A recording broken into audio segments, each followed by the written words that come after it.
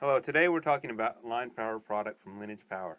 There's two components. There's an upstream component and a downstream component that are connected together.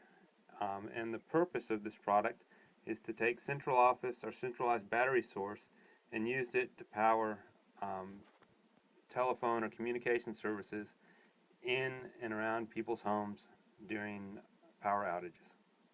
Now we're looking at the second page of the ordering guide.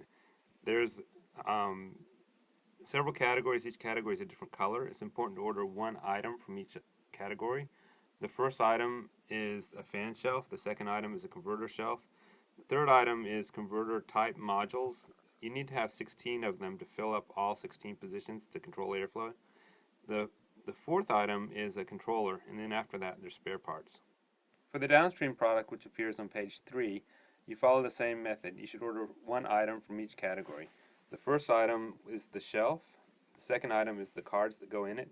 A downstream shelf holds 10 cards. And the third item is an extension bracket that allows you to mount a downstream shelf in a 19-inch rack. The last part of the ordering guide on page 4 shows our online reach calculator, and you can use that to decide how many pairs you need to power your 48-volt load at the remote location.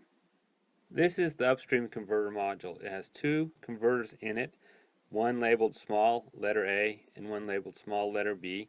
Each converter has two LEDs that describe the conditions of what's going on. If you think about this converter module as if it's a branch circuit protector that protects the wires that go out to some remote location, this is very much like a circuit breaker. It transmits power to a remote location in a protected way. It's designed to meet and tested and certified to meet UL 6950-21, which is called out as an acceptable standard in the NEC National Electric Code. On the downstream end, there's a corresponding converter that has two circuits in it as well, an A circuit and a B circuit.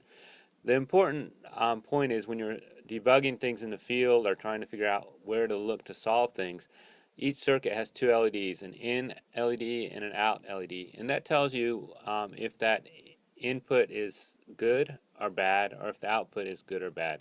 And by knowing where to look on the wires coming into the unit or the wires coming out of the unit, you can quickly debug any problems you discover in the field.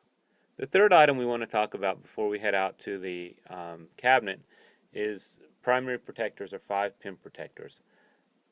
Whenever telephone circuits leave a controlled environment and go into the outside world, there needs to be lightning protection, and these take the form of primary protectors or 5-pin protectors. In order to operate with plus or minus 190 volts, your 5-pin protectors need to be rated to withstand that or support that without shorting the outputs to ground. We did our testing and qualification with a CommScope 3C3EW protector. It's a standard gas tube protector with no heat coils and no semiconductors in it. Here you see the items we've discussed installed in a cabinet.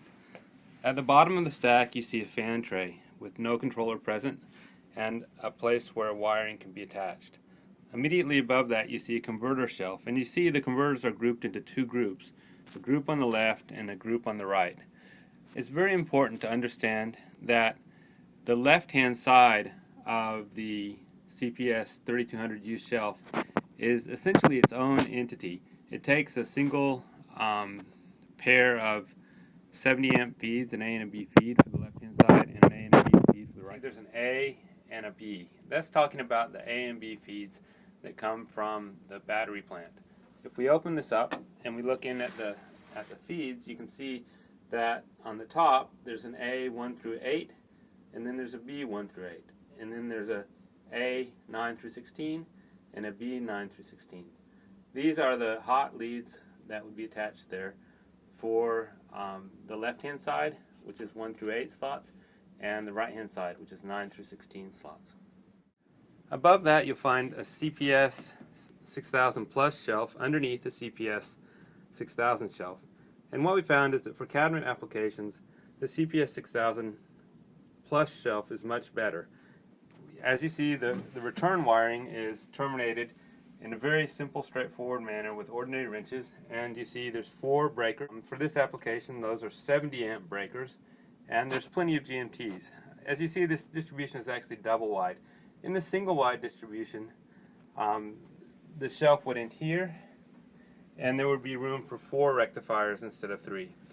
Very similar in power capabilities to the CPS 6000 shelf above, 4 rectifier slots, except the wiring would still be much simpler than what you find in the CPS 6000 shelf, if you're familiar with that. Here you see the power wires connecting the CPS 6000 Plus shelf and the CPS 3200U converter shelf.